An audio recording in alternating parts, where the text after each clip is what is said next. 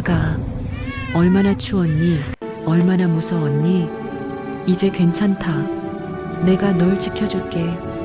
대한민국 재계 서열 1위, 건설제왕 강준혁 회장. 그가 지금 세상 끝 허름한 칼국수집 바닥에 무릎을 꿇고 오열하고 있습니다. 제 아들을 살려주신 은인입니다. 제 전 재산을 다 드려도 모자랍니다. 이 기막힌 인연의 시작은 15년 전 모든 시간이 멈춰버린 폭풍우 치던 그 밤이었습니다. 내 새끼는 돈으로 키운 게 아니야. 내 피와 살로 키웠지. 차가운 돈다발보다 뜨거운 한 그릇의 기적. 지금 본편에서 확인하세요. 지혜의 인생 사연에 오신 여러분들 환영합니다. 이야기 시작 전 구독과 좋아요 부탁드려요. 영상 제작에 큰 힘이 된답니다. 어디에서 듣고 계신지 댓글로 알려주세요. 한 분 한 분 반갑게 인사드리고 싶습니다. 비가 억수같이 쏟아지는 밤입니다. 하늘에 구멍이라도 난 것처럼 퍼붓는 빗소리가 낡은 슬레이트 지붕을 사정없이 두들겨대고 있네요. 오늘따라 유난히 거센 바람소리가 꼭 짐승 울음소리 같아서 가게 문을 일찍 닫으려던 참이었습니다. 그런데 그 빗줄기를 뚫고 웬 시꺼먼 승용차 한 대가 가게 앞에 멈춰 서더군요. 한눈에 봐도 평생 만져볼 일 없을 것 같은 번쩍이는 고급 세단이었습니다. 비상등이 껌뻑거리는 꼴이 꼭 내 심장 박동 같아서 나도 모르게 마른 침을 삼켰습니다. 차 문이 열리고 누군가 내립니다. 우산도 없이 그 비를 다 맞으며 비틀비틀 걸어오는 저 남자. 텔레비전 뉴스에서나 보던 얼굴입니다. 대한민국 재계 서열 1위라는 태성건설 강 회장. 그 대단한 양반이 지금 내 눈앞 이 허름한 국수집 문지방을 넘고 있습니다. 흙탕물이 튀어 엉망이 된 구두 따위는 안중에도 없다는 듯 멍한 눈으로 나를, 아니 정확히는 내 뒤에 걸린 낡은 달력을 쳐다보고 있네요.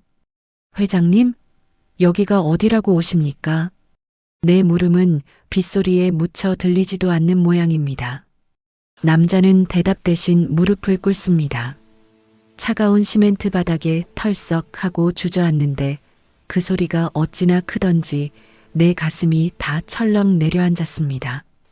천하의 강 회장이 낡아빠진 국수집 바닥에 무릎을 꿇고 짐승처럼 울부짖기 시작합니다. 으아앙하고 터져나오는 소리는 체면도 위신도 다 내던진 날 것 그대로의 통곡입니다. 이것 꿈인가? 아니면 내가 드디어 노망이 든 건가? 저 남자가 왜 이러는지 나는 알 것 같습니다. 아니, 어쩌면 이 순간이 오기만을 지난 15년 동안 매일 밤 가슴 졸이며 기다렸는지도 모릅니다. 남자의 통곡 소리가 빗소리와 뒤섞여 귓가를 때리는데 내 머릿속은 15년 전 그날 밤으로 핑그르르 되감깁니다. 그래요, 딱 오늘 같은 날이었습니다. 태풍이 몰아치던 그 밤, 운명이 내 인생을 송두리째 뒤흔들어 놓았던 그 밤 말입니다. 그날도 파도가 방파제를 집어삼킬 듯이 넘실거렸습니다. 횟집 설거지 아르바이트를 마치고 집으로 돌아오는 길, 우산은 뒤집어진 지 오래였고 비옷 안으로 들이치는 빗물에 온몸이 덜덜 떨렸지요. 빨리 집에 가서 뜨끈한 아랫목에 몸이나 지져야지, 그 생각뿐이었습니다. 그런데 방파제 끝자락에서 이상한 소리가 들렸습니다. 바람 소리인가 싶어 무시하려는데 파도 소리 사이로 가냘프게 찢어지는 소리가 귓가를 파고들더군요. 응애. 잘못 들은 게 아니었습니다. 사람 우는 소리, 그것도 갓 태어난 핏덩이의 울음소리였습니다. 홀린 듯이 소리나는 쪽으로 다가갔습니다. 검은 파도가 넘실대는 벼랑 끝 스티로폼 박스 하나가 위태롭게 놓여 있었습니다. 뚜껑을 열어본 나는 그만 주저앉고 말았습니다. 핏기도 가시지 않은 갓난아기가 얇은 베네저고리 하나만 걸친 채 파랗게 질려 울고 있었으니까요. 아이고 세상에. 어떤 천벌 받을 놈이. 욕지기가 목구멍까지 치밀어 올랐지만 욕할 시간도 없었습니다. 아이를 얼른 품에 안았습니다. 얼음장처럼 차가운 몸뚱이가 내 체온에 닿자마자 바르르 떨더군요. 그 작은 생명이 살겠다고 살려달라고 내 옷자락을 꽉 쥐는데 눈물이 왈칵 쏟아졌습니다. 아이 옆에는 낡은 회중시계 하나가 덩그러니 놓여 있었습니다. 멈춰버린 시계 바늘은 12시 5분을 가리키고 있었지요. 누가 버렸는지 왜 버렸는지 알 길은 없었지만 이 시계가 아이의 유일한 흔적이라는 것만은 알 수 있었습니다. 일단 살려야 했습니다. 아이를 품에 안고 빗속을 달렸습니다.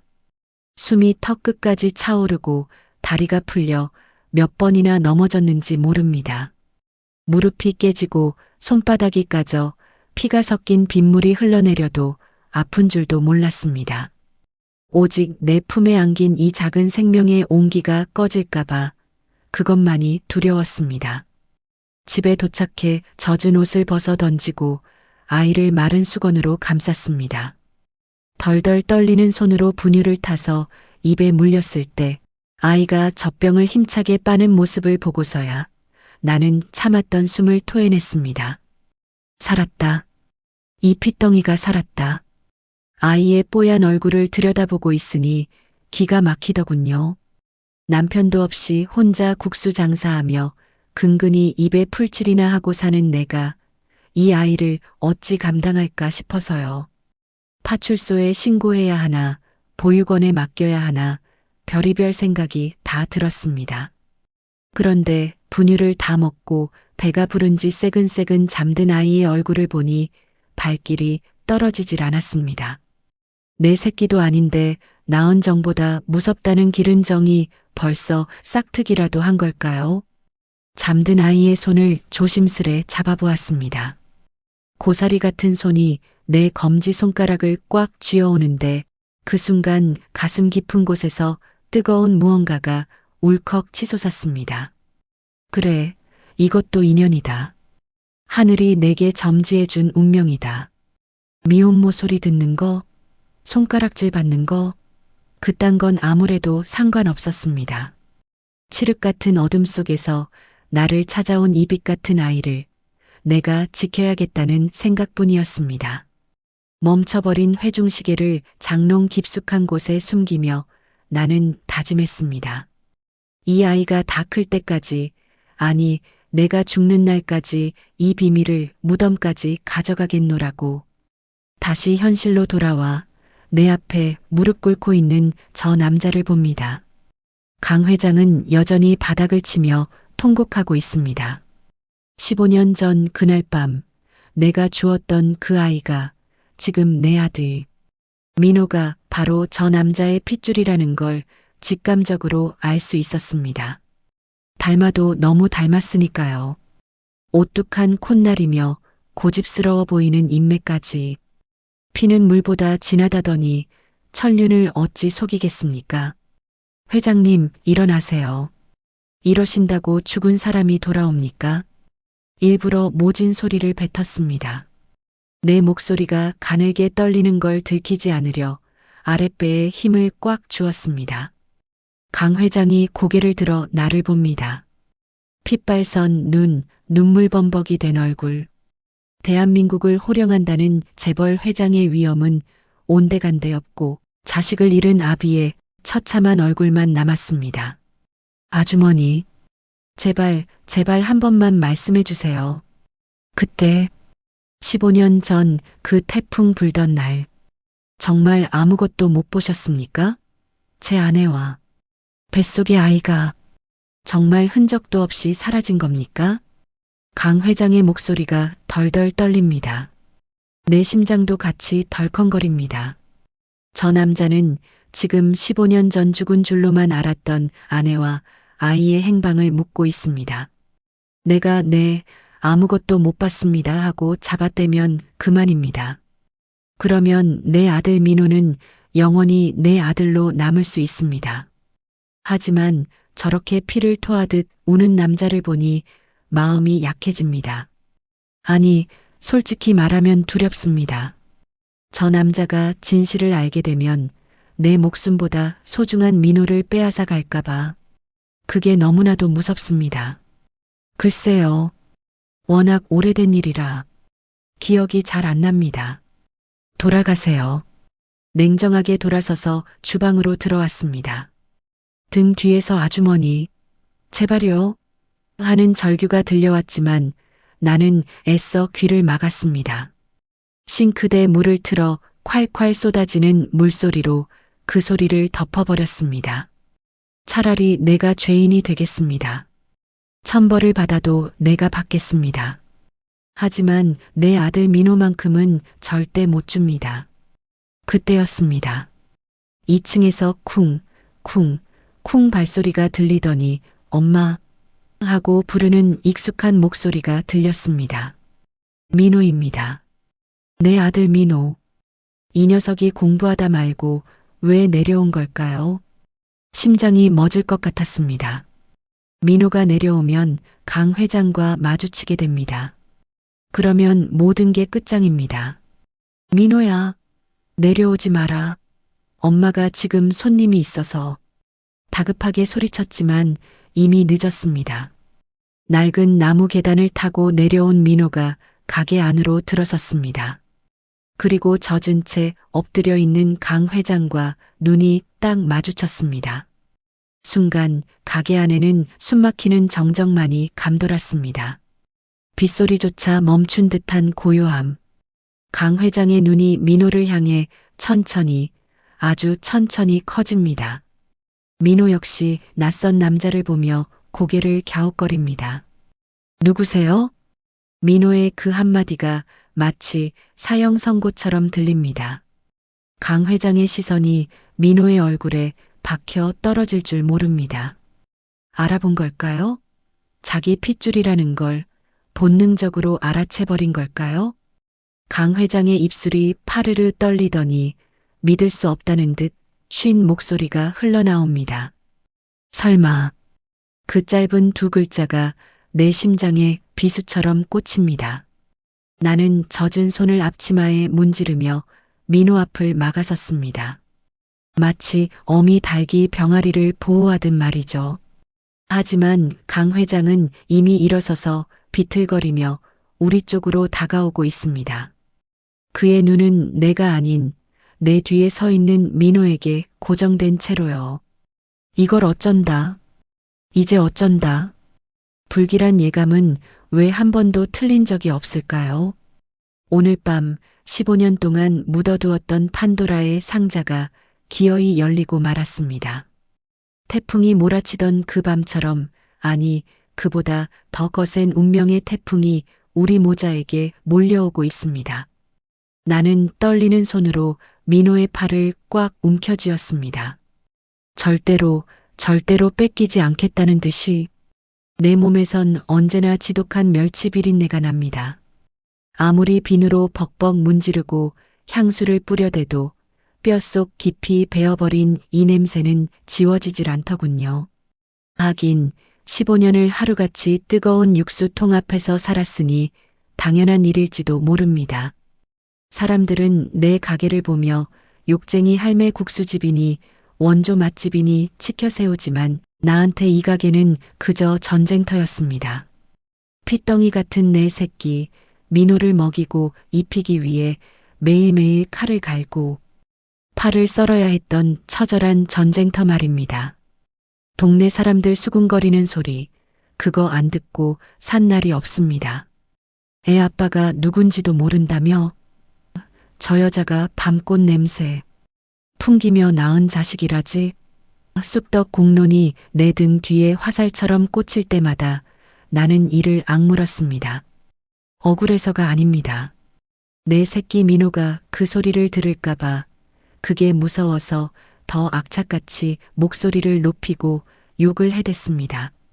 억척스러운 여자가 되는 것, 그게 내가 민호를 지키는 유일한 방식이었으니까요. 그런데 말입니다. 뱃속으로 낳지도 않은 이 녀석이 크면 클수록 나를 기가 막히게 만듭니다. 어느 날이었습니다. 민호가 초등학교 4학년 때였나요? 식재료 납품하는 김 사장이 들이닥쳐서 외상값을 내놓으라고 난동을 피운 적이 있습니다. 나는 분명 다 갚았는데 장부에는 아직 잔금이 남았다고 우기니 환장할 노릇이었죠. 김 사장이 꼬깃꼬깃한 장부를 들이밀며 아지매. 여기 보소. 3월 5일에 멸치 2박스, 12일에 밀가루 10포대, 합이 45만 원이 비잖아 하며 고래고래 소리를 지르는데 내가 글을 제대로 배웠어야지 알지. 까막눈이나 다름없는 나는 그저 발만 동동 구르고 있었습니다. 그때였습니다. 구석 테이블에서 숙제하던 민호가 조용히 다가오더니 김 사장 손에서 장부를 낚아채듯 가져가더군요. 그러고는 그 작은 손가락으로 숫자가 빽빽한 장부를 훑쳐 내려가는데 그 눈빛이 그래요. 그날 밤 빗속의 강 회장 눈빛과 소름 끼치도록 똑같았습니다. 차갑고 날카롭고 감정이라고는 하나도 없는 기계 같은 눈빛. 아저씨, 여기 3월 5일 합계가 틀렸잖아요. 15만 원이 아니라 1만 5천 원으로 적으셨으면서 합산은 15만 원으로 하셨네요. 그리고 12일 밀가루는 반품 처리되어서 마이너스 잡아야 하는데 플러스로 잡았고요. 그러니까 아저씨가 우리 엄마한테 45만 원을 더 내놓으라고 할 게 아니라 지난달에 더 받아간 8만 원을 돌려주셔야죠. 순식간이었습니다. 그 복잡한 계산을 계산기 하나 없이 눈으로 훑기만 하고 딱딱 짚어내는데 김 사장 얼굴이 벌개지다 못해 시퍼렇게 질리더군요. 이 꼬맹이가 뭐라는 거야? 하며 계산기를 두드려 보던 김 사장의 손이 덜덜 떨리기 시작했습니다. 민호 말이 토씨 하나 안 틀리고 다 맞았으니까요. 가게 안에 있던 손님들이 와 신동났네, 신동났어 하며 박수를 치고 난리가 났습니다. 김 사장은 쥐구멍이라도 찾고 싶은지 헐레벌떡 8만 원을 내던지고 도망치듯 나갔죠. 보통 엄마 같으면 아이고 내 새끼 장하다, 천재다 하며 동네방네 자랑하고 다녔을 겁니다. 그런데 나는 어땠는지 아십니까? 나는 그 자리에서 민호의 등짝을 후려갈겼습니다. 짝! 소리가 나게 아주 세게 말입니다. 너 내가 어른들 일에 끼어들지 말라고 했지. 누가 너더러 잘난 척하래. 누가 너더러 그렇게 눈 동그랗게 뜨고 따지래. 민호는 울지도 않고 나를 빤히 쳐다봤습니다. 억울하다는 듯 도무지 이해할 수 없다는 듯한 그 눈망울을 보는데 가슴이 미어지더군요. 하지만 나는 멈출 수 없었습니다. 민호를 방으로 떠밀어 넣고 문을 쾅 닫은 뒤 나는 주저앉아 엉엉 울었습니다. 무서웠습니다. 덜컥 겁이 났습니다. 저 비상한 머리, 저 냉철한 눈빛, 그게 누굴 닮았겠습니까? 피는 못 속인다고 제 아비인 강 회장을 쏙 빼다 박은 겁니다. 만약 민호가 천재라는 소문이 나서 방송이라도 타게 되면, 유명해지면, 그러면 강 회장 귀에 들어가는 건 시간 문제일 테니까요. 그날 이후로 나는 민호에게 주문처럼 외워댔습니다. 튀지 마라. 나서지 마라. 중간만 해라. 그게 효도하는 거다. 공부 잘해서 판검사 되라는 말 대신 기술 배워서 밥벌이나 하라고 윽박질렀습니다. 민호가 학교에서 수학 경시대회 상장을 받아오면 칭찬 대신 장롱 깊숙이 처박아 버렸고, 선생님이 영재 교육을 권하면 우리 형편에 무슨 놈의 영재냐며 딱 잘라 거절했습니다. 내 속이 오죽했겠습니까? 금쪽 같은 내 새끼, 날개 달고 저 하늘 높이 날아오르게 해주고 싶은 마음이 왜 없었겠습니까? 하지만 내게는 민호가 평범하게, 아주 평범하게 내 곁에서 국수나 말면서 사는 게 유일한 소원이고 행복이었습니다. 그게 이 아이를 지키는 길이라고 믿었으니까요. 민호는 착한 아들이었습니다. 엄마가 싫어하는 짓은 안 하려고 그 명석한 머리를 짐짓 감추고 어수룩한 척 연기를 하더군요. 학교 성적도 적당히 중간만 유지하고 수업 시간에도 일부러 딴청을 피우고요. 그걸 지켜보는 내 마음은 썩어 문드러졌지만 그래도 다행이다 싶었습니다. 아무도 우리를 주목하지 않으니까. 이 낡은 포구 마을 구석에서 비린내 나는 국수집 아들로 사는 게 안전하니까. 그렇게 15년을 버텼습니다. 멸치 육수 냄새에 찌들어 하루하루를 숨죽이며 살았습니다. 그런데 운명이란 놈은 참 짓궂기도 하지요. 내가 쌓아 올린 이 위태로운 평화가 고작 종이 한 장 차이로 무너질 위기에 처했으니 말입니다. 얼마 전부터 마을 분위기가 뒤숭숭했습니다. 읍내에 나갔던 이장님이 헐레벌떡 뛰어와서는 야 영자야, 큰일 났다. 우리 마을 싹 다 밀어버리고 리조트가 들어선단다 하며 호들갑을 떨더군요. 태성건설. 뉴스에서나 듣던 그 대기업이 우리 마을을 개발하겠다고 나선 겁니다. 처음엔 남의 일인 줄 알았습니다. 우리 가게는 마을 끄트머리라 개발 구역에서 빠질 거라 믿었으니까요. 하지만 불안감은 안개처럼 스멀스멀 피어올랐습니다. 덤프트럭들이 흙먼지를 일으키며 마을 좁은 도로를 질주하고 양복 입은 사람들이 측량 기계를 들고 가게 앞을 기웃거리기 시작했습니다. 그때마다 나는 가슴이 쿵쿵 뛰었습니다. 혹시나 그 사람이 올까봐. 강 회장이 직접 내려올까봐. 민호는 엄마 걱정 마. 보상금 받으면 더 좋은 데로 이사 가면 되지 하며 태평하게 웃었지만 나는 웃을 수가 없었습니다. 이 마을을 떠나면 내 15년 비밀이 탄로 날까봐, 꽁꽁 숨겨둔 민호의 정체가 드러날까봐 밤마다 악몽에 시달렸습니다. 꿈속에서 강 회장이 민호 손을 잡고 저 멀리 걸어가고 나는 발이 땅에 붙어 아무리 소리쳐도 목소리가 나오지 않는 그런 꿈 말입니다. 그리고 기어이 사단이 나고야 말았습니다. 오늘 낮이었습니다. 점심 장사가 한창 바쁠 때 가게 문이 열리더니 웬 귀티나는 중년 남자들이 우르르 몰려들어오더군요. 이 집이 그렇게 육수가 진국이라며 하면서 들어오는 사람들 틈바구니에 그 사람이 있었습니다. 강 회장. 15년 세월이 흘렀지만 나는 단번에 알아봤습니다. 흰머리가 희끗희끗해지고 주름이 늘었지만 그 날카로운 눈매는 여전했으니까요.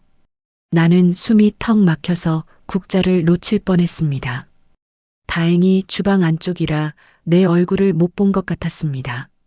종업원 아주머니가 주문을 받는 사이 나는 부들부들 떨리는 손으로 마른 행주를 쥐어짰습니다.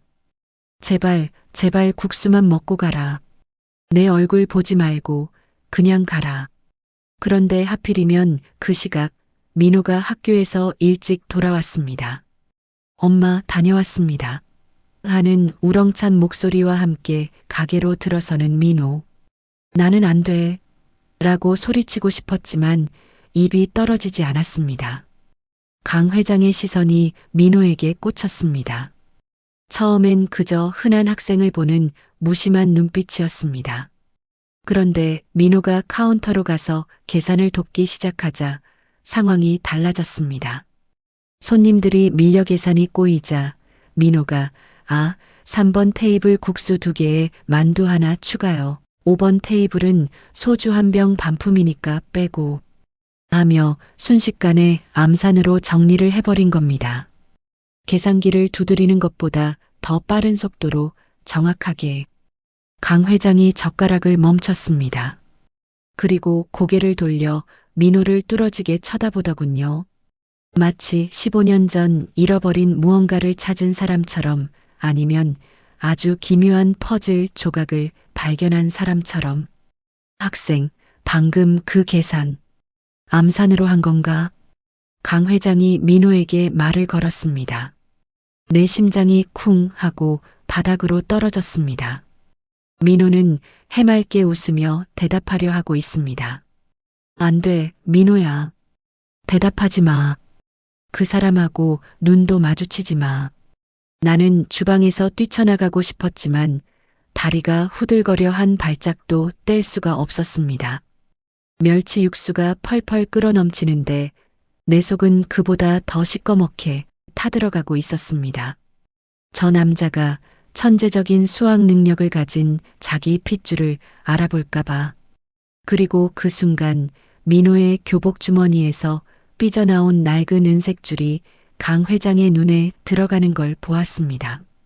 아, 하느님, 부처님, 어찌하여 제게 이런 시련을 주십니까? 그건 민호가 부적처럼 들고 다니는 멈춰버린 회중식의 줄이었습니다. 학생, 방금 그 계산, 암산으로 한 건가? 강 회장의 그 질문이 허공에 둥둥 떠다니는 것 같았습니다. 가게 안의 공기가 순식간에 쇳덩이처럼 무거워졌습니다. 나는 주방 문틀을 붙잡고 숨을 헐떡였습니다. 놈의 시선이 민호의 얼굴을 훑고 교복 주머니 밖으로 삐져나온 그 은색 줄, 회중식의 줄에 머물러 있었습니다. 안 돼. 저걸 보면 안 돼. 아이고, 회장님. 죄송합니다. 죄송해요. 나는 끓고 있던 국수 냄비를 내팽개치듯 가스불을 끄고 젖은 손을 앞치마에 닦으며 허둥지둥 홀로 뛰쳐나갔습니다.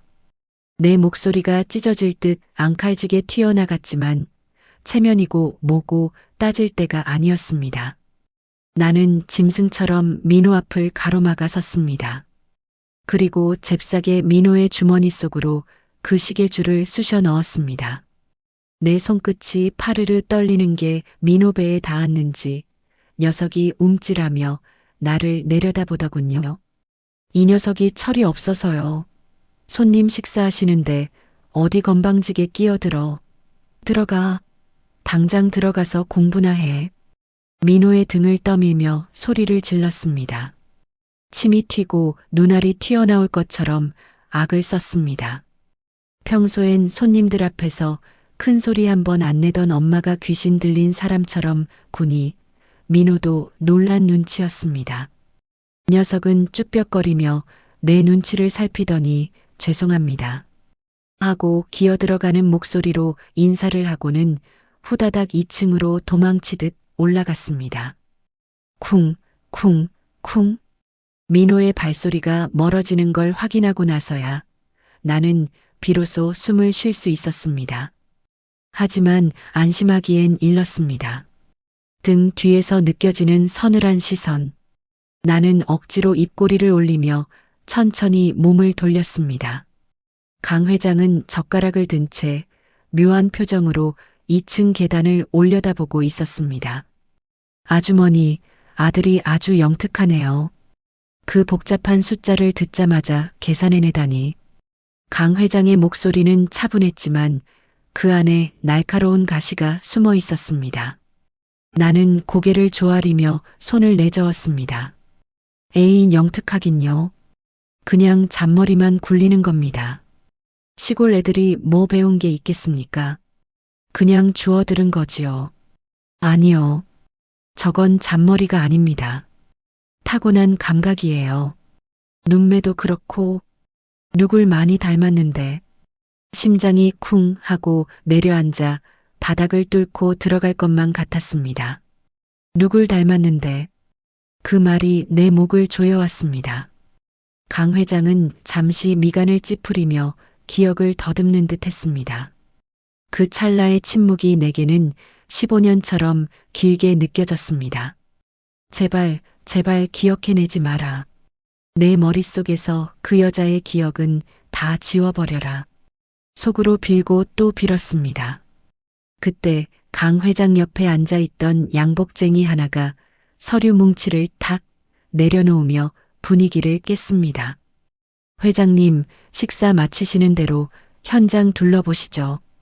이 국수집 자리가 아주 명당입니다. 여기서부터 저기 방파제까지 싹 밀어버리고 오션뷰 로비를 만들면 그림이 딱 나옵니다.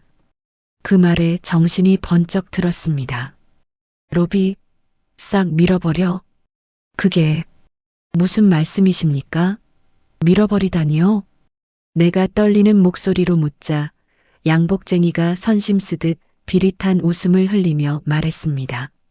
아, 사장님, 아직 소식 못 들으셨나? 여기 리조트 들어옵니다. 태성건설에서 이 일대를 다 매입해서 랜드마크를 세울 거예요. 보상금 섭섭지 않게 쳐드릴 테니까 걱정 마시고. 눈앞이 캄캄해졌습니다. 설마 했던 일이 현실이 된 겁니다. 내 삶의 터전, 민호와 단둘이 숨어 살던 이 작은 요새가 무너진다는 소리였습니다. 강 회장은 다시 냉혈한 사업가의 눈빛으로 돌아와 가게 안을 휘휘 둘러보더군요.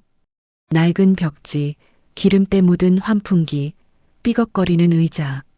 그의 눈에 이 가게는 그저 빨리 부숴버려야 할 흉물 혹은 돈이 되는 땅덩어리로밖에 보이지 않는 모양이었습니다. 위치는 좋군. 바다도 바로 보이고. 진행해. 강 회장의 짧은 한마디. 그게 끝이었습니다. 내 인생, 내 15년의 세월이 저 한마디에 사형 선고를 받았습니다. 국수 그릇을 비운 그들은 지폐 몇 장을 테이블에 던져두고 자리에서 일어났습니다. 잘 먹었습니다. 아드님, 공부 좀 시켜보세요. 재능 썩히기 아깝네.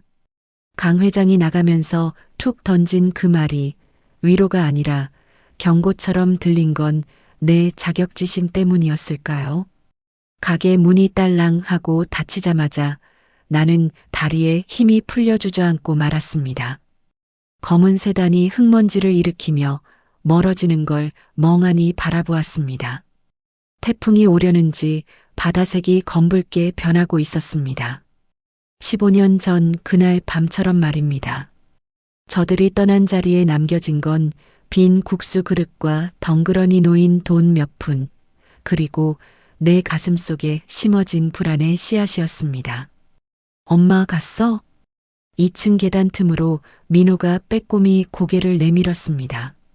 나는 벌떡 일어나 가게 문을 걸어 잠갔습니다.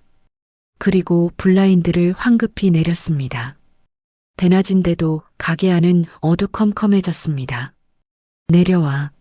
너 이리 좀 내려와 봐. 민호가 겁먹은 표정으로 내려왔습니다. 나는 민호의 어깨를 꽉 잡고 흔들었습니다. 너 그 시계. 엄마가 밖에서 꺼내지 말라고 했지. 그게 어떤 물건인지 알기나 해? 잃어버리면 어쩌려고 그래. 아니, 그냥 시간 보려고. 엄마 왜 그래? 저 아저씨가 뭐라고 했어? 아저씨라니. 쳐다보지도 마. 앞으로 저런 양복 입은 사람들 오면 2층에서 꼼짝도 하지 마. 알았어? 민호는 영문을 모르겠다는 표정이었지만 내 기세에 눌려 고개만 끄덕였습니다. 나는 민호의 주머니에서 회중시계를 꺼내 내 품에 안았습니다. 차가운 금속의 감촉이 소름 끼치게 싫으면서도 한편으론 너무나도 소중해서 눈물이 났습니다. 그날 저녁부터 마을이 시끄러워졌습니다. 포크레인 소리가 쿵쿵 땅을 울리고 덤프트럭들이 좁은 골목을 점령했습니다. 철거 예정, 출입 금지 같은 빨간 딱지들이 이웃집 담벼락에 하나둘 붙기 시작했지요. 동네 사람들은 삼삼오오 모여 웅성거렸습니다. 누구는 보상금 받아서 서울로 간다더라. 누구는 절대 못 나간다더라. 하지만 내 귀에는 아무것도 들리지 않았습니다. 오직 하나 강 회장의 마지막 눈빛만이 머릿속을 맴돌았습니다. 누굴 많이 닮았는데 그는 기억하고 있는 걸까요? 죽은 아내의 얼굴을 아니면 자신의 젊은 시절 모습을 민호에게서 본 걸까요? 불안했습니다. 미치도록 불안했습니다. 리조트 공사가 시작되면 우리는 꼼짝없이 쫓겨나야 합니다. 그러면 어디로 가야 할까요?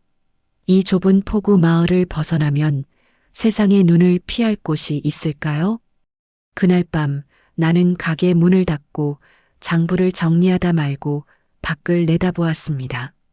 칠흑 같은 어둠 속 저 멀리 공사 현장에서 번쩍이는 불빛들이 꼭 도깨비불 같았습니다. 그런데 가게 앞 가로등 밑에 낯선 차 한 대가 서 있는 게 보였습니다. 아까 낮에 봤던 그 번쩍이는 세단은 아니었지만 시커멓게 선팅이 된 검은 승용차였습니다. 시동을 끈 채 마치 짐승이 먹잇감을 노려보듯 우리 가게를 향해 주차되어 있었습니다. 소름이 쫙 끼쳤습니다. 우연일까? 그냥 지나가는 차일까? 아니면 강 회장이 벌써 사람을 붙인 걸까? 나는 황급히 불을 끄고 커튼 뒤로 몸을 숨겼습니다. 심장이 터질 듯이 뛰었습니다.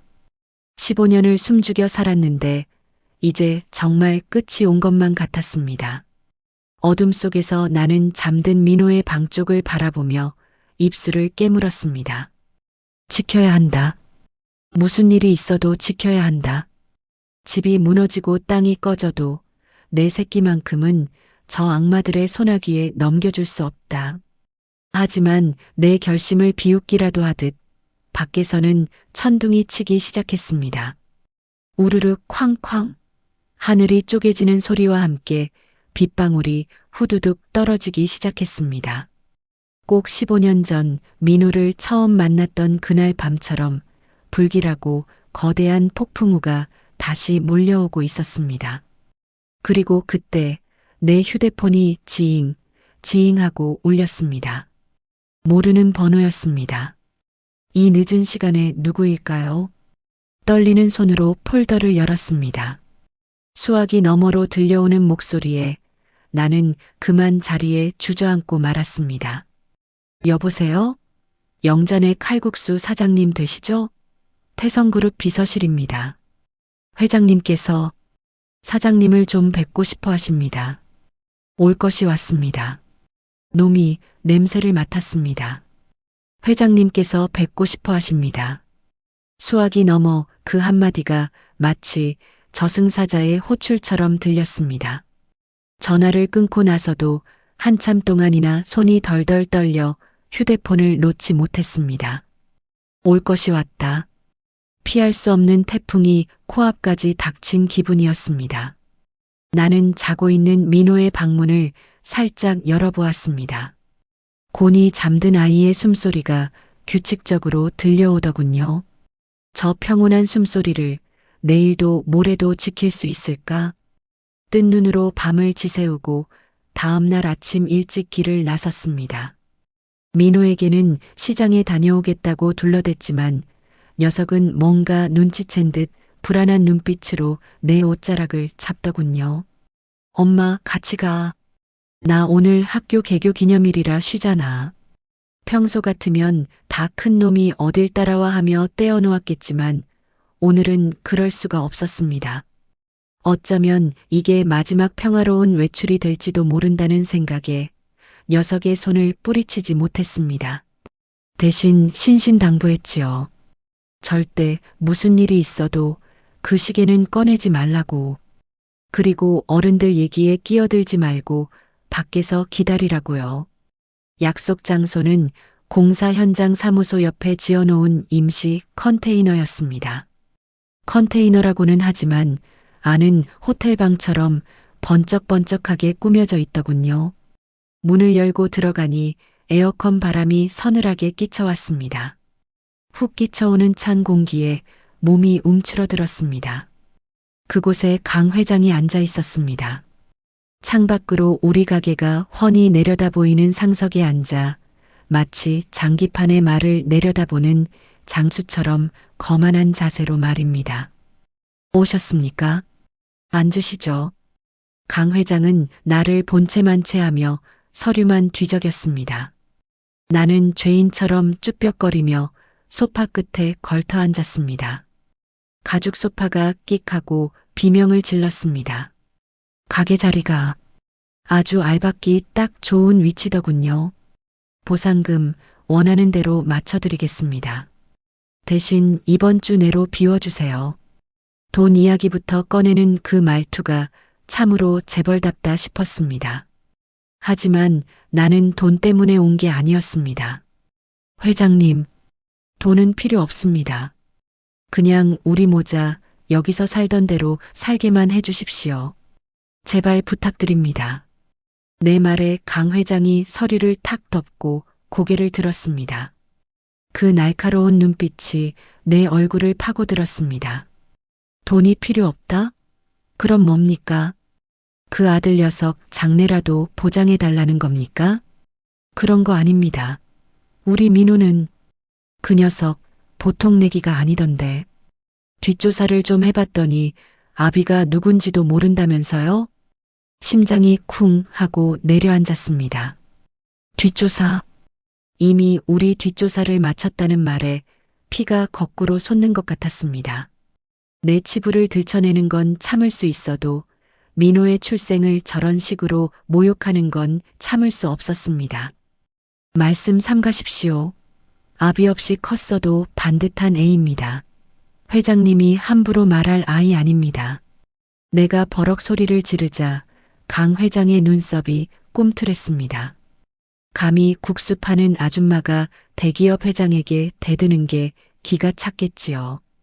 분위기가 험악해지려는 찰나 벌컥 문이 열렸습니다. 엄마, 밖에서 기다리라던 민호였습니다. 유리창 너머로 내가 흥분해서 소리치는 모습을 보고 놀라서 뛰어들어온 겁니다. 민호가 헐떡거리며 내 앞을 막아서더군요. 아저씨, 왜 우리 엄마한테 소리 질러요? 돈 많으면 다해요?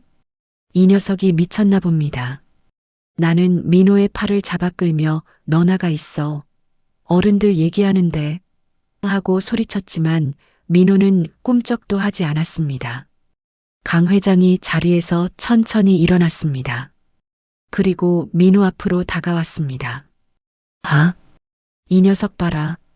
깡다구 한번 줬네. 그래, 내가 그 천재 소년이라지. 강 회장의 시선이 민호의 얼굴을 훑어내렸습니다.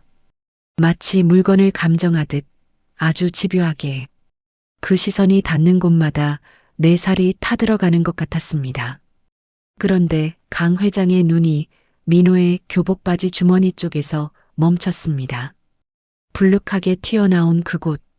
민호가 긴장할 때마다 만지작거리는 습관 때문에 바지 주머니에 손을 넣고 있었던 겁니다. 너 주머니에 든 거 뭐냐? 강 회장의 목소리가 낮게 깔렸습니다. 아, 아무것도 아니에요. 민호가 뒷걸음질 쳤습니다. 하지만 강 회장은 먹잇감을 노리는 맹수처럼 한 발짝 더 다가왔습니다. 아까부터 계속 손에 쥐고 있더군. 꺼내봐. 안 됩니다. 내가 비명을 지르며 민호 앞을 가로막으려 했지만 강 회장의 비서들이 내 양팔을 붙잡았습니다. 이거 나. 이거 놓으란 말이야. 발버둥 쳤지만 역부족이었습니다. 꺼내보라니까. 강 회장의 호통 소리에 민호가 깜짝 놀라 주춤하다가 그만 발이 꼬여 넘어지고 말았습니다. 그리고 주머니에 넣고 있던 손이 빠지면서 그 물건이 허공으로 튀어 올랐습니다. 쨍그랑 은색 회중시계가 차가운 대리석 바닥에 떨어지며 날카로운 파열음을 냈습니다. 시계 뚜껑이 튕겨 열리고 빙글빙글 돌던 시계가 강 회장의 구두 발치에서 멈췄습니다. 시간이 멈춘 것 같았습니다. 에어컨 돌아가는 소리조차 들리지 않는 정적. 강 회장의 시선이 바닥에 떨어진 시계에 고정되었습니다. 그의 동공이 지진이라도 난 것처럼 흔들리기 시작했습니다. 천천히, 아주 천천히 허리를 굽혀 시계를 집어드는 그의 손이 사시나무 떨리듯 떨리고 있었습니다. 이게 왜? 강 회장은 믿을 수 없다는 듯 시계를 어루만졌습니다.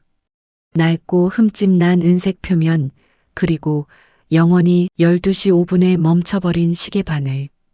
그건 세상에 단 하나뿐인 시계였습니다. 강 회장이 직접 주문 제작해서 죽은 첫사랑에게 정표로 주었다던 바로 그 시계였으니까요. 이 시계 어디서 났어? 강 회장이 고개를 들어 민호를 노려보았습니다. 방금 전까지의 거만함은 온데간데였고 눈빛에는 공포와 혼란, 그리고 뜨거운 분노가 뒤엉켜 있었습니다. 말해. 이 시계 어디서 났냐고. 고막이 찢어질 듯한 고함에 민호가 파랗게 질려 입술만 달싹거렸습니다. 주운 거예요. 어릴 때 바닷가에서. 거짓말 마. 이게 어떤 시계인데 주워. 이건 내 아내의. 강 회장의 목소리가 울먹임으로 변해갔습니다. 그는 시계를 쥔 손으로 가슴을 움켜쥐며 비틀거렸습니다. 15년 전 태풍 속에 사라져버린 아내. 시신조차 찾지 못해 가슴에 묻어야 했던 그 여자의 유품이 지금 눈앞에 꼬맹이 주머니에서 나왔으니 오죽하겠습니까? 나는 눈을 질끈 감았습니다. 끝났구나. 모든 게 끝났구나. 강 회장이 나를 향해 돌아섰습니다. 핏발선 눈으로 나를 쏘아보며 성큼성큼 다가와 내 멱살을 잡았습니다. 비서들이 말릴 새도 없었습니다. 당신 누구야? 도대체 정체가 뭐야? 이 아이. 누구애야? 그의 거친 숨결이 내 얼굴에 닿았습니다. 15년을 숨겨온 진실이 이제 막댐이 무너지듯 터져 나오려 하고 있었습니다. 나는 아무 말도 할 수 없었습니다. 그저 눈물만 하염없이 흘러내렸습니다. 말해. 내 아내, 그리고 뱃속의 아이. 당신이 알고 있지? 그렇지. 강 회장의 절규가 컨테이너 안을 가득 채웠습니다. 밖에서는 덤프트럭 지나가는 소리가 굉음처럼 들려오는데 내 귀에는 오직 15년 전 그날 밤의 파도 소리만 들려왔습니다. 민호가 울면서 내 다리에 매달렸습니다. 아저씨, 우리 엄마 놓으세요. 엄마 괴롭히지 마세요. 민호의 울음소리에 강 회장이 잠시 멈칫했습니다.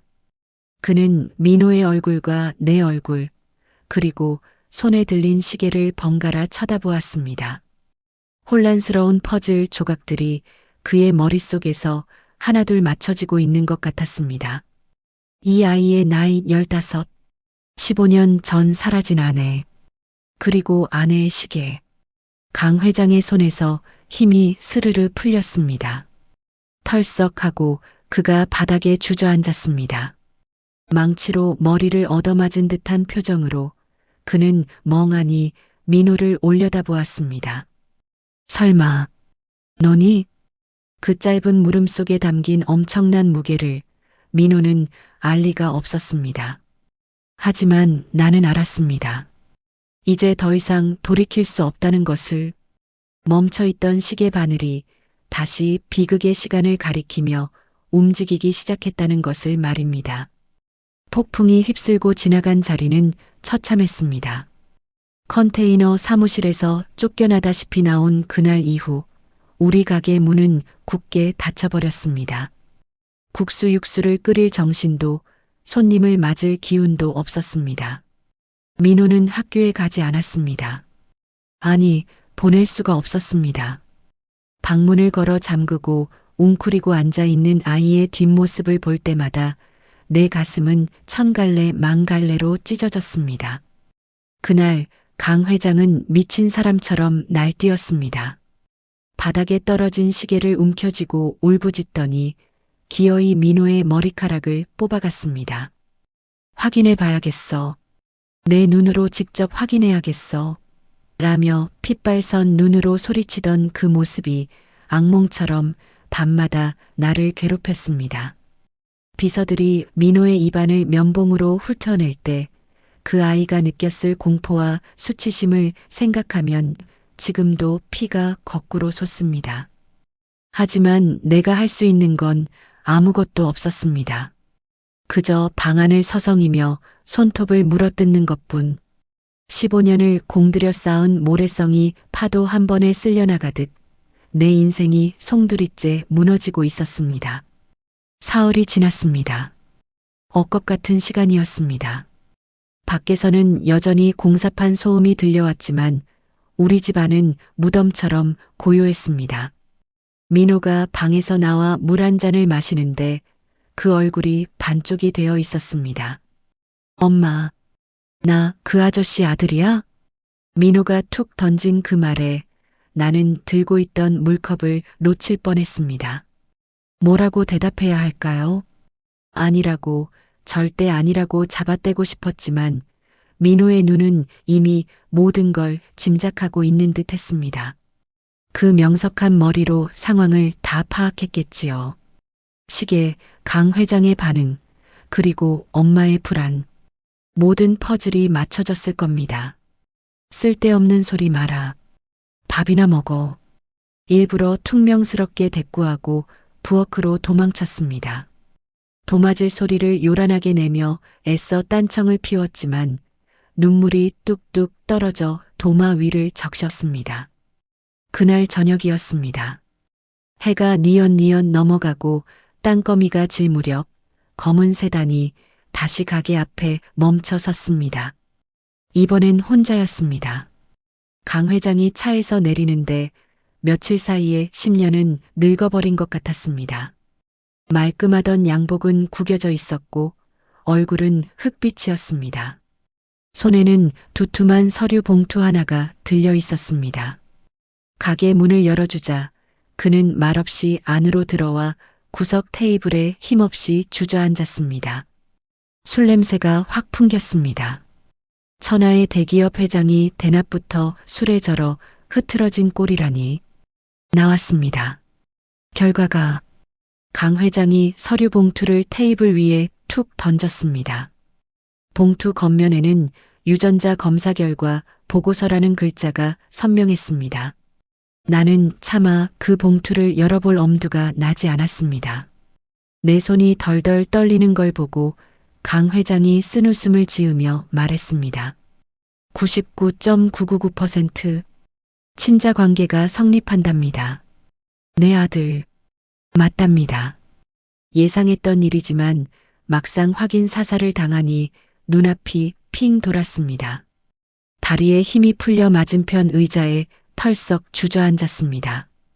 그럼 이제 민호를 데려가시게요? 내 목소리가 기어들어갔습니다. 강 회장은 대답 대신 품 안에서 또 다른 서류 뭉치를 꺼냈습니다. 낡고 빛바랜 종이 쪼가리들이었습니다. 아주머니, 내가 지난 3일 동안 이것만 기다린 게 아닙니다. 도대체 왜 내 아내가 그 태풍 치는 날 만삭의 몸으로 이 먼 곳까지 도망쳐 와야 했는지, 왜 나한테 연락 한 통 못하고 죽어야 했는지, 그걸 알아내려고 미친 듯이 뒤졌습니다. 강 회장의 목소리가 물기에 젖어 떨리기 시작했습니다. 그의 눈에 고인 눈물이 가로등 불빛을 받아 번들거렸습니다. 알고 보니 내 어머니였습니다.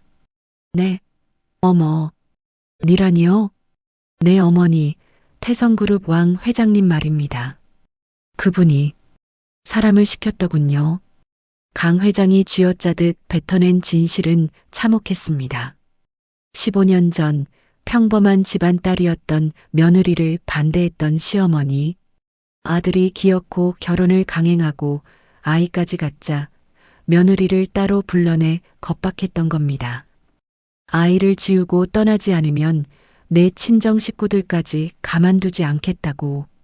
심지어 깡패들을 동원해 위협까지 했다는 기록이 그 낡은 서류 속에 들어 있었습니다. 내 아내는 나를 떠난 게 아니었습니다. 나를 지키려고, 그리고 뱃속의 아이를 지키려고 도망쳤던 겁니다. 서울에서 이 끝 포항까지 그 무거운 몸을 이끌고 쫓기고 쫓겨서 결국 그 벼랑 끝까지 몰린 겁니다. 강 회장은 두 손으로 얼굴을 감싸쥐고 오열했습니다. 나는 그것도 모르고 아내가 날 버렸다고 원망만 했습니다. 어머니가 그것 봐라, 돈 보고 접근했다가 힘들니까 도망간 거다라고 했을 때 바보같이 그 말을 믿었습니다. 내 어머니가 내 처자식을 죽음으로 내몰았는데 내가 그 여자 아들인데. 짐승 같은 울음소리가 텅 빈 국수집을 가득 채웠습니다. 자신의 어머니가 손주와 며느리를 죽이려 했다는 사실, 그리고 자신이 그 어머니 밑에서 아무것도 모르고 호의호식하며 살았다는 죄책감이 그를 무너뜨리고 있었습니다. 나는 멍하니 그를 바라보았습니다. 재벌가라고 하면 으리으리한 성에 사는 왕족들인 줄 알았습니다. 그런데 그 속이 이토록 썩어 문드러져 있었다니. 돈이 권력인 줄 알았는데 그 돈이 사람을, 그것도 제 가족을 잡아먹는 괴물이었다니. 그때 2층 계단에서 삐걱 소리가 났습니다. 민호였습니다. 언제부터 듣고 있었던 걸까요? 민호의 얼굴이 창백하게 질려 있었습니다. 민호야. 내가 부르자 민호가 천천히 계단을 내려왔습니다. 강 회장도 울음을 멈추고 고개를 들어 민호를 보았습니다. 눈물 범벅이 된 아버지와 그 아버지를 바라보는 아들. 하지만 그들 사이에는 15년의 세월보다 더 깊고 어두운 강이 흐르고 있었습니다.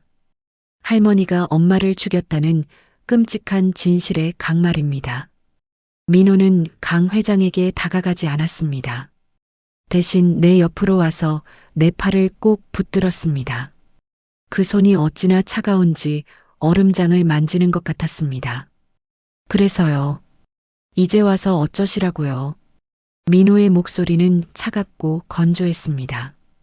울음기 하나 없는 그 냉정한 말투에 강 회장이 흠칫 놀라더군요. 민호야, 내가 미안하다. 내가 죄인이다. 너를 이렇게 살게 해서, 내 엄마를 그렇게 보내서. 사과는 돌아가신 분한테나 하세요. 그리고 우리 엄마 영자 씨한테도 사과하시고요. 아저씨네 집안 싸움 때문에 우리 엄마가 평생 고생만 했잖아요. 민호의 말에 강 회장은 고개를 들지 못했습니다. 민호는 나를 보며 말했습니다. 엄마, 나 저 아저씨 따라가야 돼? 저런 무서운 사람들이 있는 곳으로 가야 되는 거야? 그 말을 듣는 순간 정신이 번쩍 들었습니다. 그래, 이게 팩트입니다.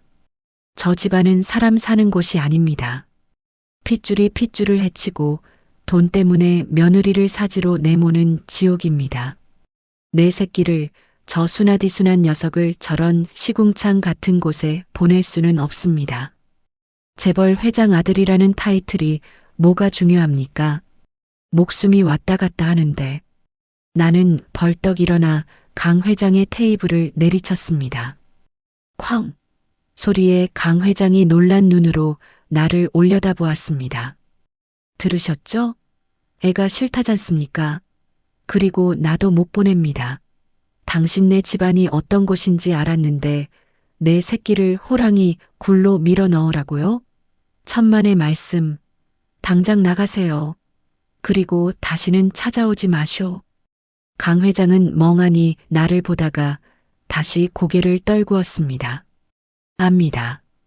염치 없는 거 압니다. 하지만 이대로 둘 수는 없습니다. 내 어머니가 민호 존재를 알게 되면 그때는 정말 무슨 짓을 할지 모릅니다. 뭐라고요?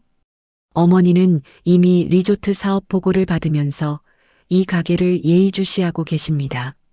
만약 민호가 내 아들이라는 걸 알게 되면 이번엔 정말 끝장을 보려 하실 겁니다. 내가 지켜야 합니다. 내 힘이 닿는 곳, 내 울타리 안으로 데려와야 지킬 수 있습니다. 강 회장의 눈빛이 다시 달라졌습니다. 슬픔은 사라지고 비장한 결기가 서려 있었습니다. 그는 품 안에서 수표책을 꺼내 들었습니다. 아주머니, 민호를 저에게 주십시오. 아니, 파십시오. 원하는 만큼 드리겠습니다. 이 아이 여기서 국수나 말면서 썩히기엔 너무 아까운 재능입니다. 그리고 무엇보다 여기서 계속 살다간 위험합니다. 기가 막혔습니다. 방금 전까지 울고불고 하더니 이제 와서 돈으로 해결하려 들다니. 역시 뼛속까지 장사꾼인가 봅니다.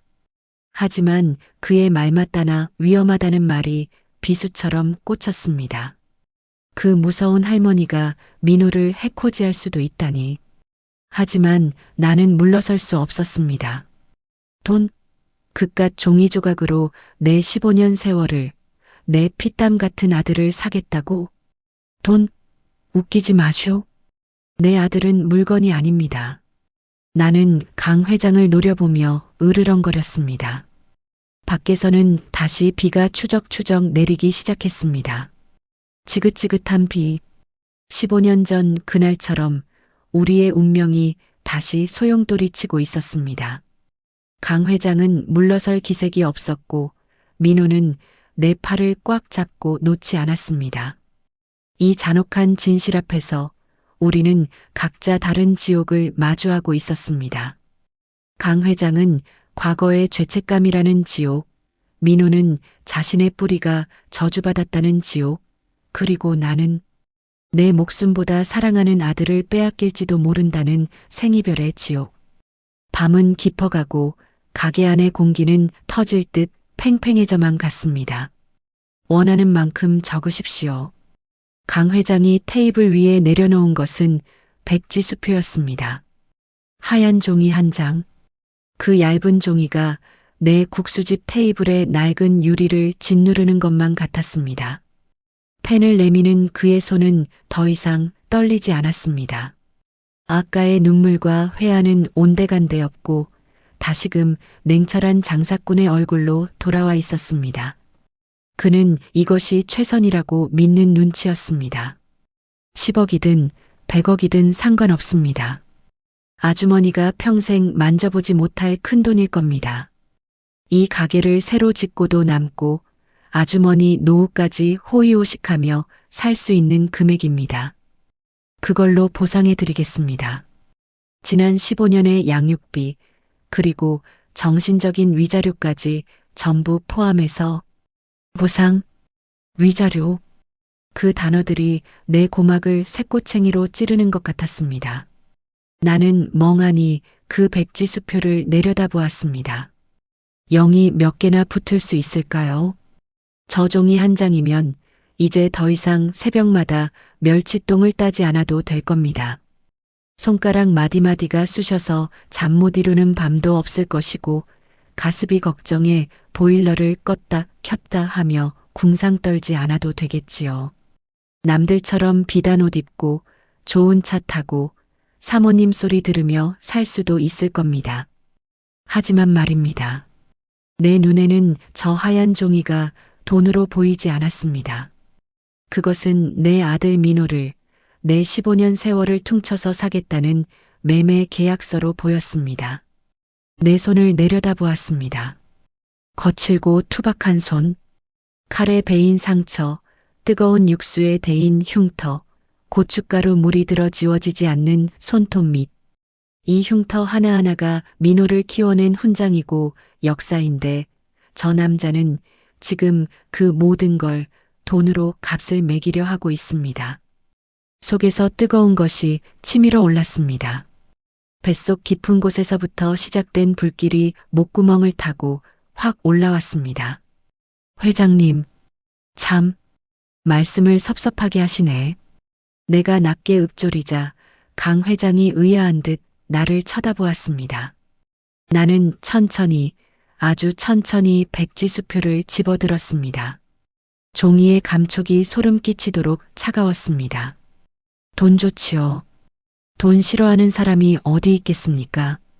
나도 돈 때문에 서러운 꼴 많이 당했고 돈 없어서 내 새끼 기죽일 때마다 피눈물 흘렸습니다. 그럼 받으십시오. 사양할 필요 없습니다. 당연한 권리니까. 권리? 이게 권리입니까? 아니요. 이건 모욕입니다. 나는 손에 든 수표를 쫙 찢어버렸습니다. 찍 하는 소리가 가게 안의 정적을 날카롭게 갈랐습니다. 강 회장의 눈이 휘둥그레졌습니다. 나는 반으로 찢어진 수표를 다시 겹쳐서 또 찢고 또 찢었습니다. 하얀 종이 눈송이가 되어 테이블 위로 흩날릴 때까지 멈추지 않았습니다.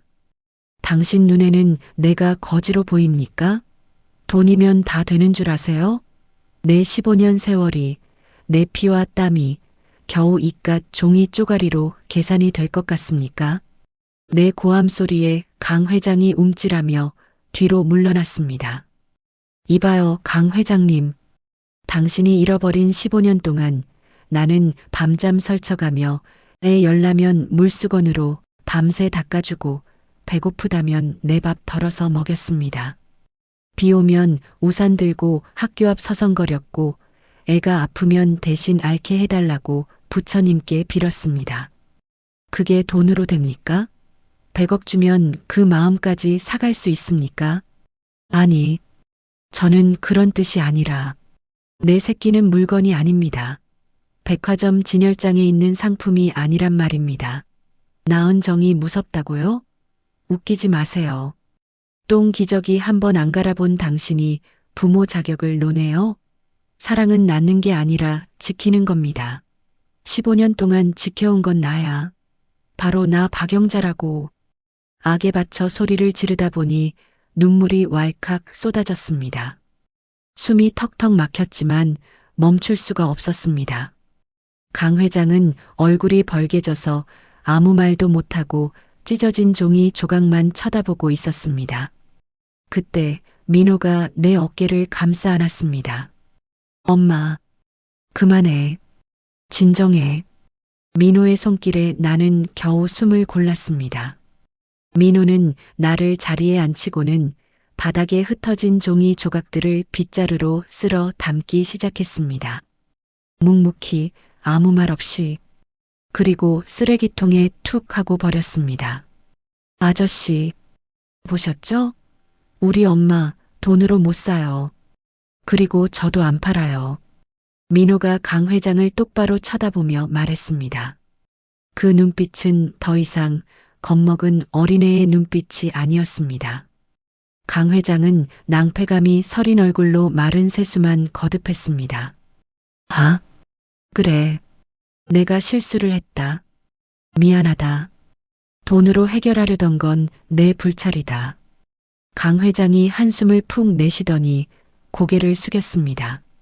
하지만 그의 눈빛은 여전히 포기하지 않았음을 말해주고 있었습니다. 하지만 아주머니, 그리고 민호야. 현실을 직시해야 한다. 아까도 말했지만 내 어머니, 왕 회장은 무서운 사람이다. 이미 이 가게 자리 리조트 로비로 확정났다. 곧 강제 철거 집행이 들어올 거다. 용역 깡패들이 들이닥칠 거고 불도저가 이 가게를 밀어버릴 거다. 그때도 그 자존심으로 버틸 수 있을 것 같나? 그 말에 가슴이 철렁했습니다. 강제 철거, 용역 깡패. 민호가 내 아들이라는 걸 어머니가 알게 되는 건 시간 문제다. 만약 어머니 손에 민호가 들어간다면 나는 상상하기도 싫다. 15년 전 내 아내처럼 쥐도 새도 모르게 사라질 수도 있어. 강 회장의 목소리에 진심 어린 공포가 서려 있었습니다. 그것은 협박이 아니었습니다. 자식을 잃어본 부모만이 알 수 있는 뼈저린 경고였습니다. 내가 민호를 데려가려는 건 내 욕심 때문이 아니다. 내 울타리 안에 둬야만, 내 힘으로 감시해야만 왕 회장 손에서 지킬 수 있기 때문이다. 태성그룹 후계자라는 명분이 있어야 어머니도 함부로 손을 못 댄다. 아주머니, 정말 민호를 사랑한다면 아이의 안전을 위해서라도 보내주셔야 합니다. 나는 말문이 막혔습니다. 자존심을 세우며 큰 소리쳤지만 현실은 시궁창이었습니다. 당장 내일 가게가 헐리면 우리는 갈 곳이 없습니다. 게다가 민호의 목숨이 위험하다는데 내가 무슨 힘으로 그 거대한 재벌과 싸워 이길 수 있겠습니까? 나의 가난이, 나의 무능력이 사무치게 원망스러웠습니다. 내가 힘 있는 사람이었다면, 내가 돈 많은 사람이었다면 내 새끼를 내 품에서 지킬 수 있을 텐데 결국 가난한 사랑은 죄가 되는 걸까요? 고개를 떨구고 입술을 깨물었습니다. 피가 배어나올 만큼 세게 깨물었지만 아픈 줄도 몰랐습니다. 그때였습니다. 민호가 천천히 입을 열었습니다. 아저씨 말이 맞아요. 나와 강 회장, 두 사람의 시선이 동시에 민호에게 꽂혔습니다. 엄마, 저 아저씨 따라갈게. 민호야, 너 지금 제정신이냐? 어딜 간다는 거야? 내가 펄쩍 뛰며 민호의 팔을 잡았지만 민호는 내 손을 부드럽게 떼어냈습니다. 녀석의 눈가가 촉촉하게 젖어 있었지만 표정만큼은 단호했습니다. 엄마, 우리 현실적으로 생각하자. 이대로 있으면 우리 가게 다 부서져. 엄마 갈 데도 없어지잖아. 그리고 나 때문에 엄마까지 위험해지는 거 나 싫어. 죽어도 싫어. 민호야, 엄마는 괜찮아. 엄마는 길바닥에 나 앉아도 너만 있으면 돼. 내가 안 괜찮아. 나 때문에 엄마가 고생하는 거 이제 더는 못 보겠어. 그리고 민호가 잠시 말을 멈추더니 주먹을 꽉 쥐었습니다. 그리고 강 회장을 노려보며 또박또박 말했습니다. 그리고 저 할머니라는 사람 내가 직접 봐야겠어. 우리 엄마 낳아준 우리 엄마를 그렇게 만들었다며. 우리를 이렇게 비참하게 만들었다며. 민호의 눈에서 시퍼런 불꽃이 튀었습니다. 그것은 단순한 슬픔이 아니었습니다. 분노, 그리고 복수심. 내가 가서 내 눈으로 똑똑히 보고 따져야겠어. 왜 그랬는지, 도대체 왜 그랬는지. 민호야, 아저씨, 약속 하나만 해요. 내가 아저씨 따라가면 우리 엄마 가게는 건드리지 않게 해줘요. 그리고 엄마 안전 확실하게 책임져요. 그거 약속 안 하면 나 절대 안 가요. 혀 깨물고 죽는 한이 있어도 안 가요. 강 회장이 멍한 표정으로 민호를 바라보다가 이내 고개를 끄덕였습니다. 약속하마. 내 모든 걸 걸고 약속하마. 이 가게는 보존될 것이고 아주머니는 평생 안전하게 살 수 있도록 조치하겠다. 민호가 나를 돌아보았습니다. 슬프게 웃는 그 얼굴이 오늘따라 왜 이렇게 어른스러워 보이는 걸까요? 언제 이렇게 커서 제 어미를 지키겠다고 거래를 하는 남자가 된 걸까요? 엄마, 나 잠깐 다녀오는 거야. 쫄지 마. 나 알지? 강민호가 아니라 박영자 아들 박민호인 거. 가서 그 할머니한테 본때를 보여주고 올게. 그러니까 조금만 기다려. 나는 민호를 와락 끌어안았습니다. 엉엉 소리내어 울었습니다. 가지 말라고 내 곁에 있어 달라고 매달리고 싶었지만 민호의 등이 너무나도 넓고 단단해서 차마 그 말을 뱉을 수가 없었습니다. 이 아이는 지금 살기 위해 떠나는 게 아닙니다. 싸우기 위해 떠나는 겁니다. 자신의 운명을 망가뜨린 거대한 괴물과 맞서 싸우기 위해 제 발로 호랑이 굴로 걸어 들어가려는 겁니다. 강 회장이 자리에서 일어났습니다. 내일 아침에 데리러 오겠습니다. 그가 나가고 빗소리만 남은 가게 안. 나는 민호를 안고 밤새도록 울고 또 울었습니다. 이것이 우리의 마지막 밤이 아니기를, 제발 이것이 영원한 이별이 아니기를 간절히 빌면서. 하지만 나는 알았습니다. 내일 아침이 밝으면 민호는 더 이상 내 품 안의 자식이 아니라는 것을. 이제 그는 잔혹한 정글의 후계자가 되어 가장 위험한 전쟁터로 나가게 될 것이라는 것을 말입니다. 민호가 그 집으로 들어간 지 딱 한 달이 지났습니다.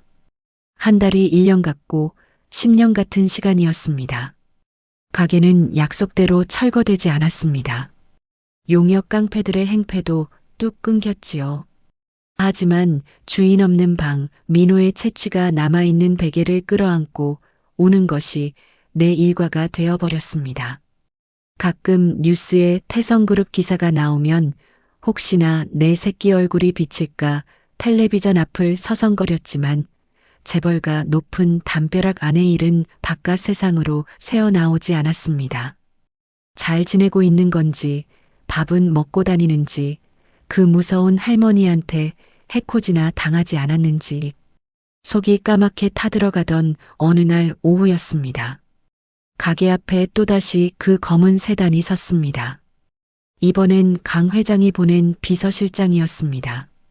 박영자 씨, 오늘 저녁 본가에서 가족 만찬이 있습니다.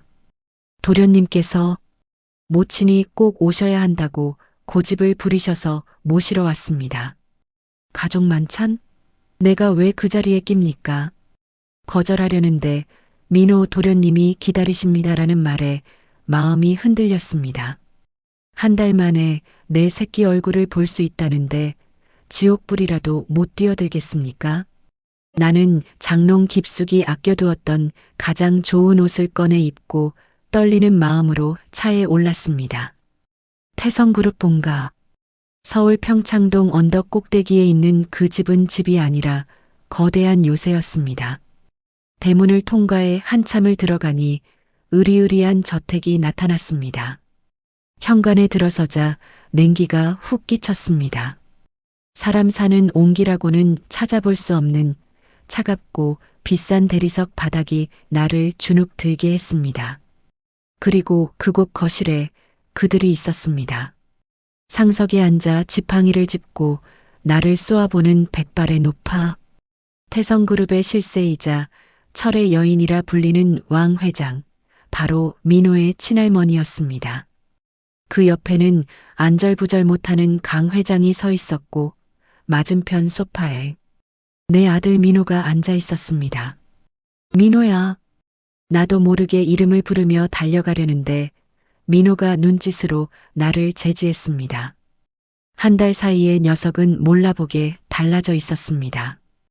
헐렁한 교복 대신 딱 떨어지는 맞춤 정장을 입고 머리도 깔끔하게 넘긴 모습이 영락없는 귀공자였습니다. 하지만 그 눈빛만은 여전히 내가 아는 민호, 차갑지만 슬픈 그 눈빛 그대로였습니다. 왔니?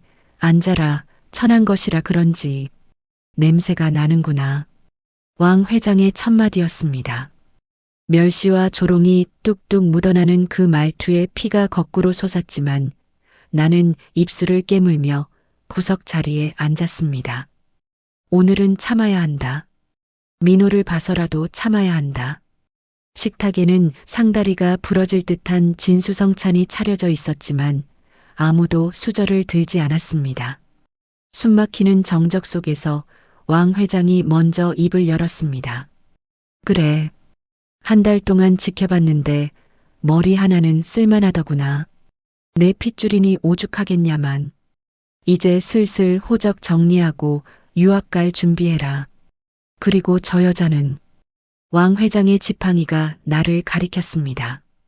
두둑이 챙겨줬으니 다시는 내 손주 얼씬거리지 못하게 하고 알겠냐? 나는 대답 대신 고개를 숙였습니다. 그런데 그때 민호가 포크를 탁 내려놓는 소리가 들렸습니다. 쨍그랑. 날카로운 금소금이 식탁 위의 정적을 깼습니다. 할머니, 유학 가기 전에 제가 드릴 선물이 하나 있습니다. 민호의 목소리는 차분했습니다. 녀석은 의자 옆에 뒀던 서류 가방에서 태블릿 PC와 두툼한 서류 뭉치를 꺼내 식탁 위에 올렸습니다. 이게 뭐냐? 지난 한 달 동안 아버지 허락을 받고 회사 회계 장부를 좀 봤습니다. 15년 전 장부부터 최근 것까지 전부 다요. 역시 태성그룹이더군요. 치밀하고 완벽했어요. 그런데 딱 하나 숫자가 안 맞는 날이 있더라고요. 민호가 태블릿 화면을 띄워 왕 회장 쪽으로 밀었습니다. 2010년 8월 15일, 바로 제 친어머니가 교통사고로 돌아가신 날입니다. 그날 할머니의 차명 계좌에서 5억 원이 현금으로 인출됐습니다.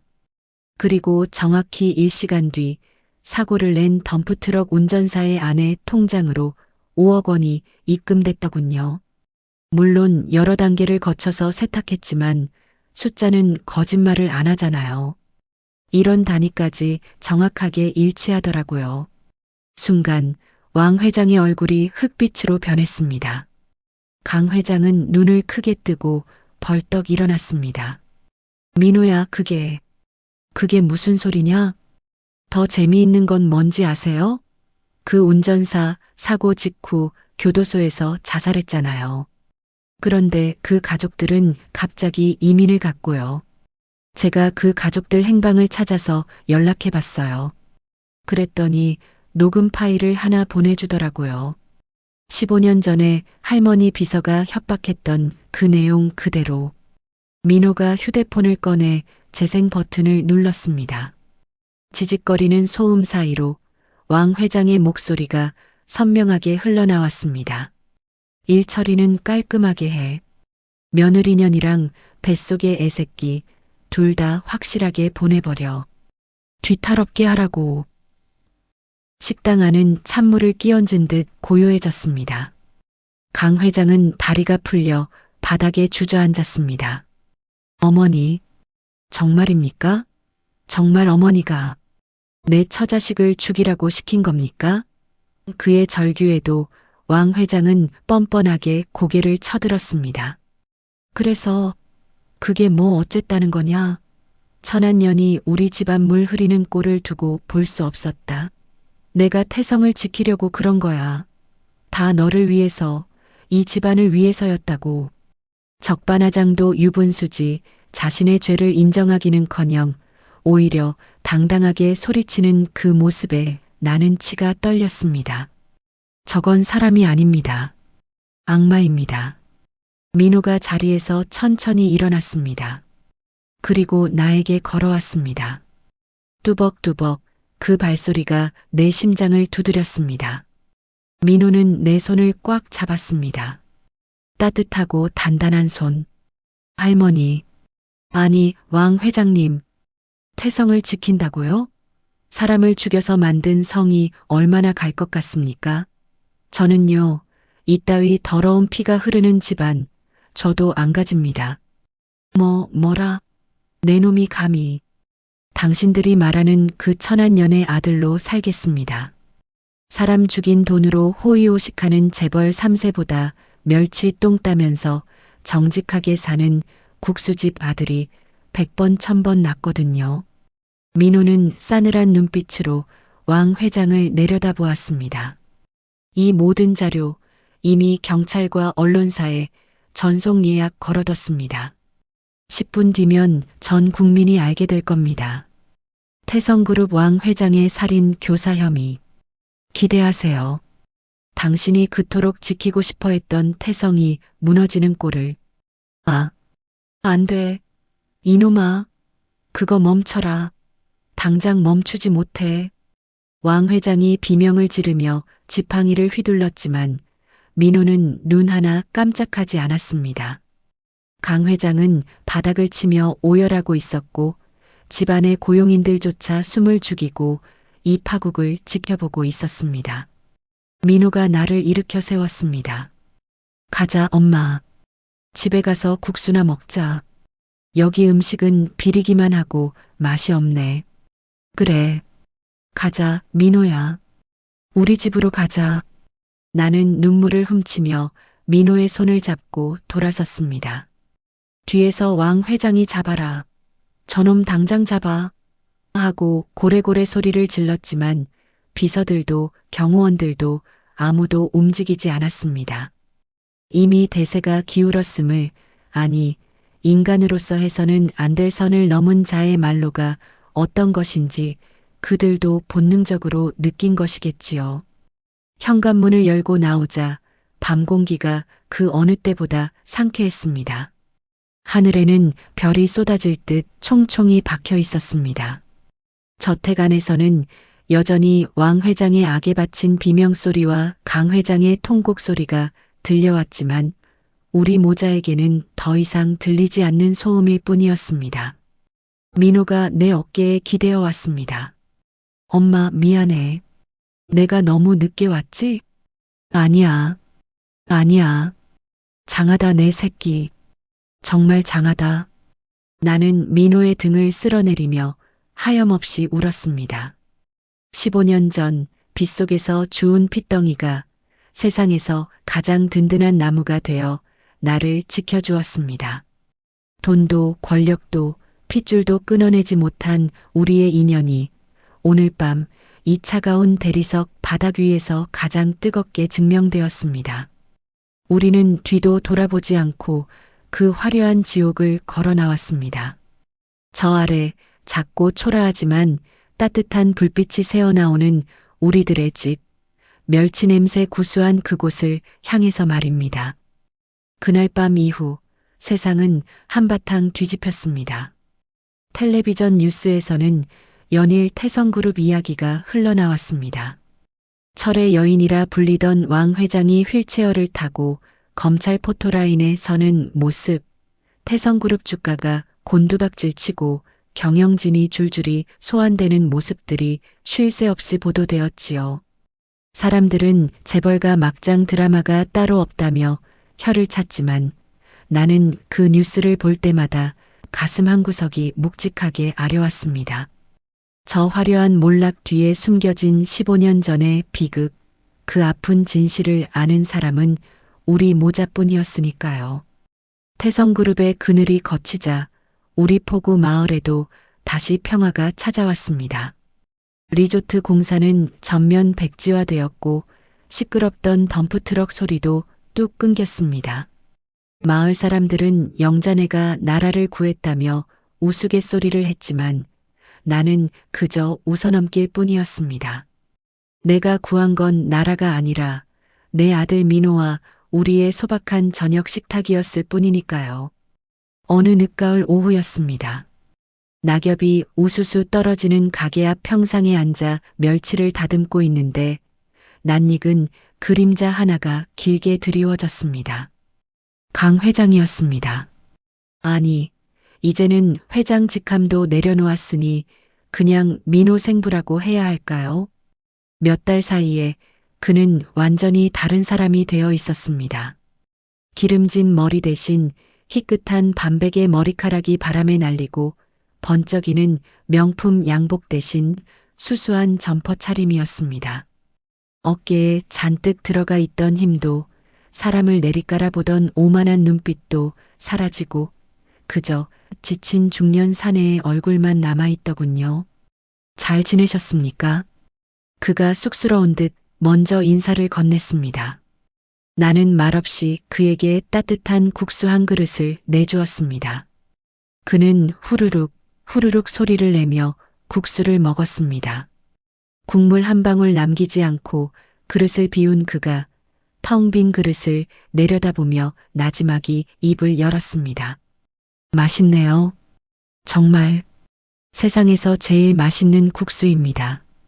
민호가 왜 그토록 이 맛을 잊지 못했는지 알겠습니다. 입에는 맞으시던가요? 멸치 육수가 좀 비릿할 텐데. 아니요.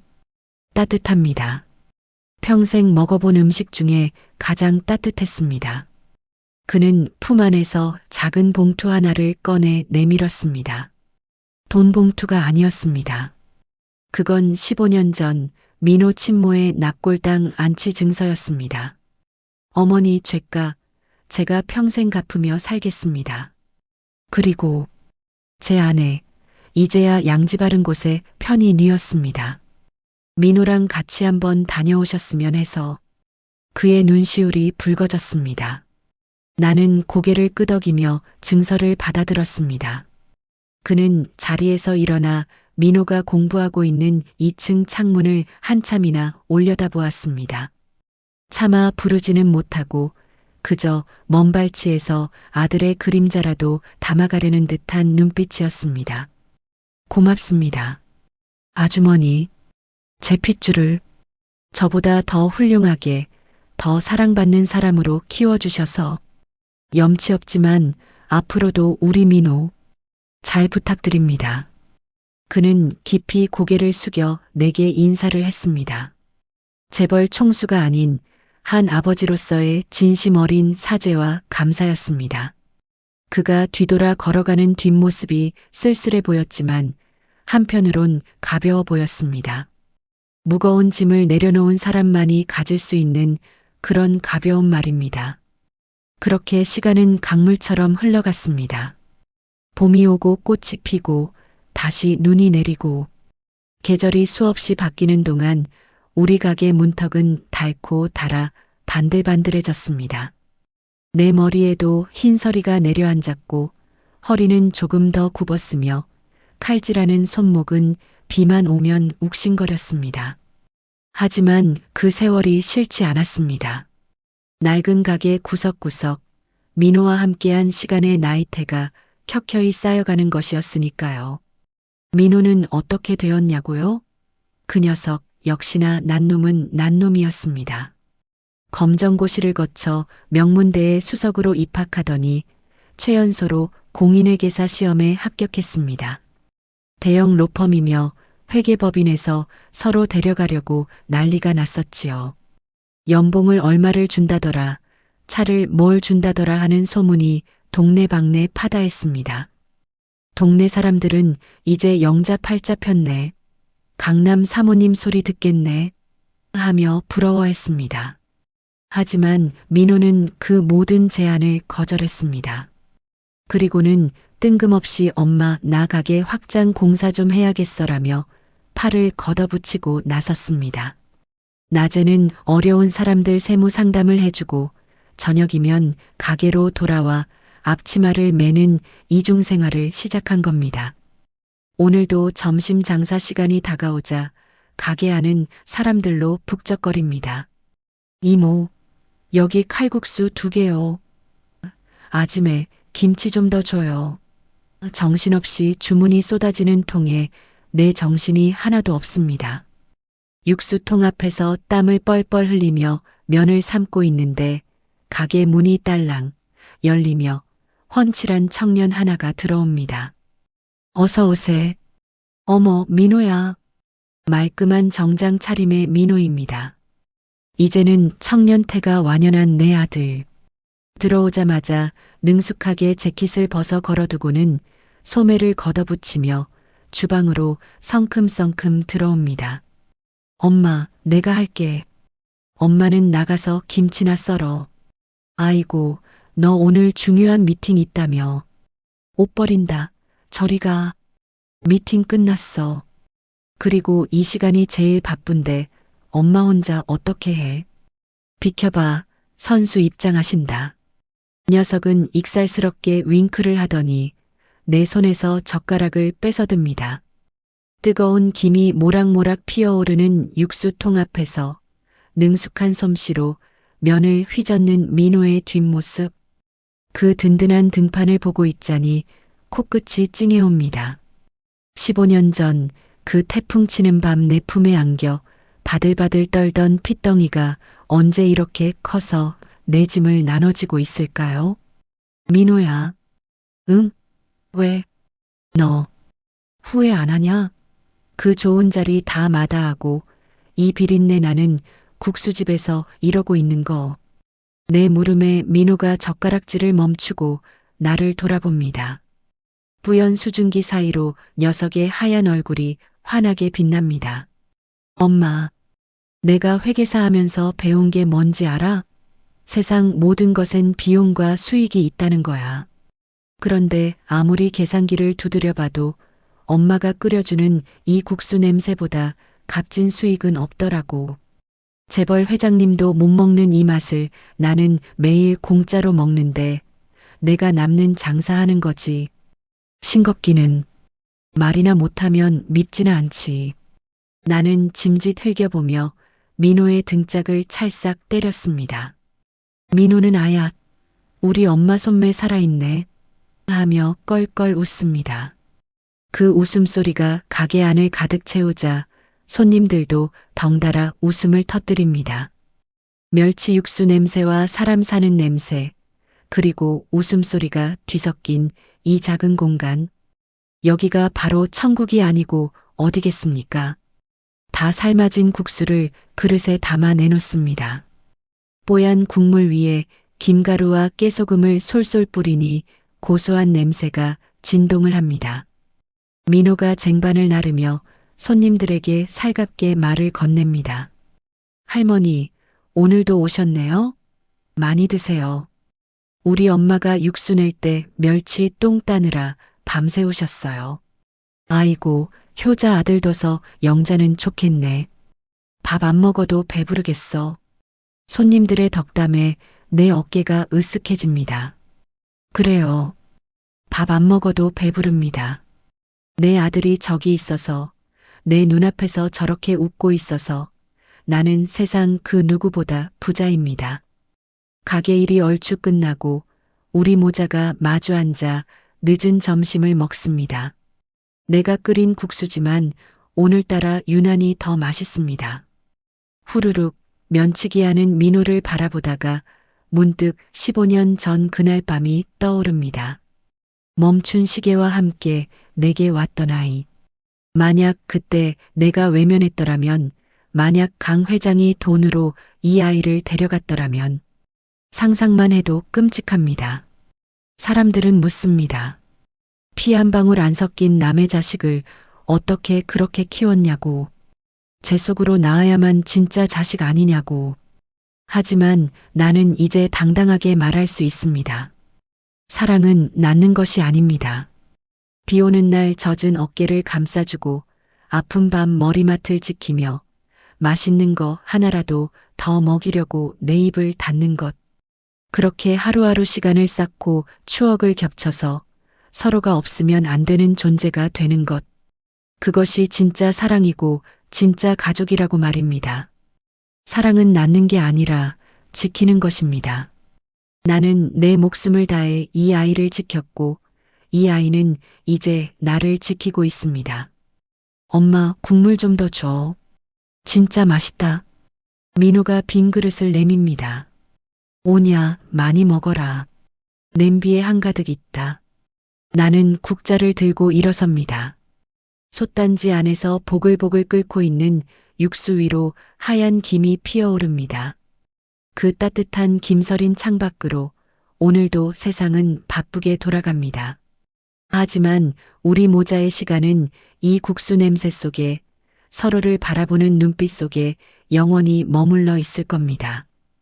비가 오나 눈이 오나 뜨끈한 국물 한 그릇이면 족한 이 행복한 국수집에서 말입니다.